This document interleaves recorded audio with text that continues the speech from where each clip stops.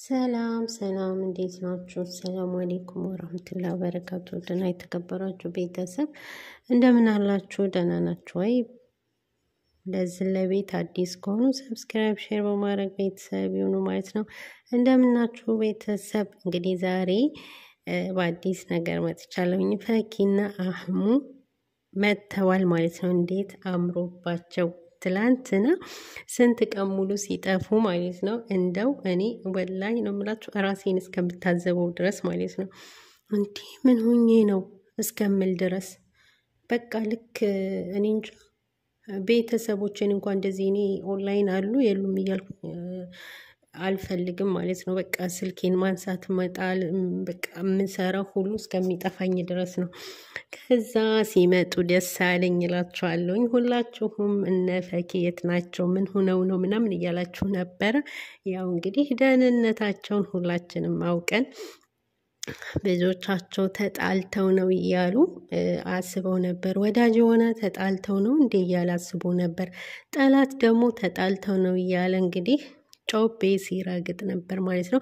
ለማንኛውም ለወዳጆች ለፈኪ ወዳጆች በሰላም ስለመጣች አህሙና ፈኪም ስላልተጣሉ እንኳን ደስ ያላችሁ። እንግዲህ ባለመመቻቸት ነው። መቼም ቢሆን አንለያይም፣ አንጣላም፣ አንቀያየምም ብላለች። እንግዲህ ፈኪ አላህ ይጠብቃቸው ባሉበት። እንግዲህ ትላንት በአዲስ ነገር መተውልናል። ፈኪ አዲስ ቻናል ከፍታለች። እንግዲህ ቻናሏ ምን ሆኖ ነው አናውቅም።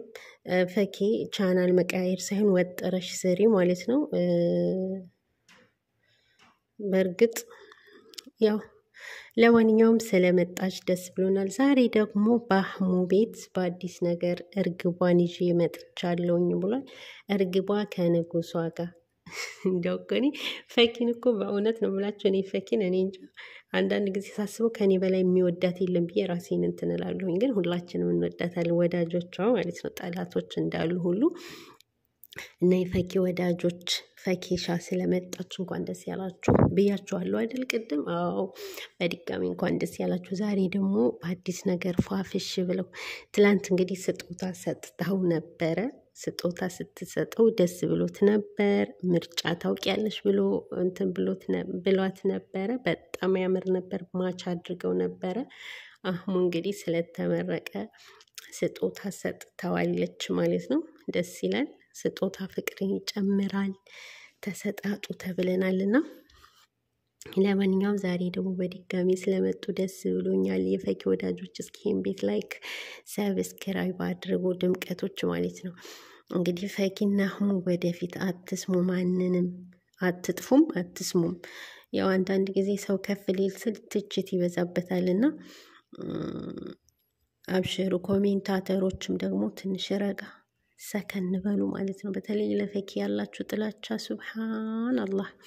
ለማንኛውም ደስ ብሎኛል ማለት ነው። እንግዲህ ወዳጆቿ ደስ ሲለን፣ ጠላቶቿ ደግሞ እርር ሲሉ እዛው እንደርሳለን ማለት ነው። እንበዛለን፣ ወዳጆቿ እመኑኝ እንበዛለን።